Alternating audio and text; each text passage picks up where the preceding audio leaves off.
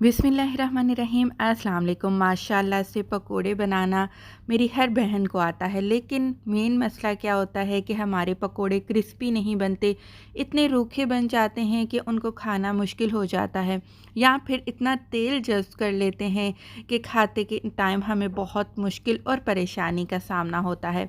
आपके पकोड़े लच्छेदार नहीं बनते, क्रिस्पी नहीं बनते, तो कोशिश करूँगी आज की इस रेसिपी में आपके साथ तमाम टिप्स शेयर करूँ। मैंने यहाँ पर लिए हैं 2 दरमियाने साइज़ के प्याज, जिनको मैंने बारीक-बारीक काट लिया है। अब आपने क्या करना है, इनको अच्छे से मसलना है ताकि प्याज के जो लच्छे हैं वो अलग हो सके और हमारे पकोड़े लच्छेदार बन सकें। 2 दरमियाने साइज़ के आलू लेकर आपने बहुत ही बारीक-बारीक आपने इनको पतला-पतला सा काट लेना है और पानी में डालकर आपने 2 से 3 पानी धो लेना है। ये पानी निकाल कर आपने ये आलू भी प्याज के साथ बर्तन में शामिल कर देने हैं। अब आपने क्या करना है जी, एक बाउल लेना है, उसमें पानी शामिल करना है, 1 कप के करीब आप इसमें पालक डालेंगे, थोड़ा सा धनिया और पुदीने के पत्ते खुशबू के लिए डालेंगे और अच्छे से धो लेंगे। धोना बहुत ही ज़्यादा ज़रूरी है ताकि इनके ऊपर लगी हुई मिट्टी जौन सी है वो निकल सके। पानी निचोड़कर आपने ये पालक, धनिया और पुदीना भी आलू के साथ प्याज में शामिल कर देना है।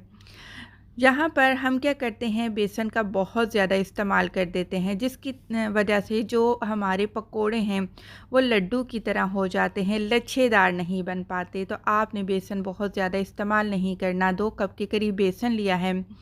अच्छा जी, ठेले वाले क्या करते हैं, ठेले वाले इसको क्रिस्पी बनाने के लिए इसमें मैदे का इस्तेमाल करते हैं। यहाँ पर 3 खाने का चम्मच मैंने मैदे का इस्तेमाल किया है। इसके बाद हम इसमें नमक शामिल करेंगे, तो 2 कप के हिसाब से मैंने 2 छोटे चम्मच नमक के डाले हैं। 2 छोटे चम्मच भरकर हम कुटी लाल मिर्च का इस्तेमाल करेंगे। पकोड़ों में लाल मिर्च का पाउडर नहीं डाला जाता है। अब जी, जो स्पेशल चीज़ है लाज़मी डाली जाती है, धनिया, साबुत धनिया 2 खाने के चम्मच आपने हथेली पर मसल कर डालना है। 1 छोटा चम्मच साबुत सफ़ेद ज़ीरा और जी अनारदाना लाज़मी डालिएगा। थोड़ा-सा अनारदाना, सूखा अनारदाना डाल दिया है ताकि पकोड़ों में खट्टा-मीठा फ्लेवर आ सके। अब यहाँ पर आपने एक बात को लाज़मी नोट डाउन करना है। आपने पहले पानी डाले बगैर सारी चीज़ों को अच्छे से मिक्स करना है। मिक्स करना इसलिए ज़रूरी है क्योंकि देखिए, प्याज हो गया या फिर आलू थे, पालक थी, इन सब में कुदरती तौर पर पानी मौजूद होता है। तो हमने कोशिश करनी है कि जो पानी सब्ज़ियों का है, कोशिश करें कि जितना मुमकिन हो सके बेसन को इस कुदरती सब्ज़ियों के पानी से कवर करें। उसके बाद आपने बिल्कुल थोड़ा-सा पानी शामिल करना है।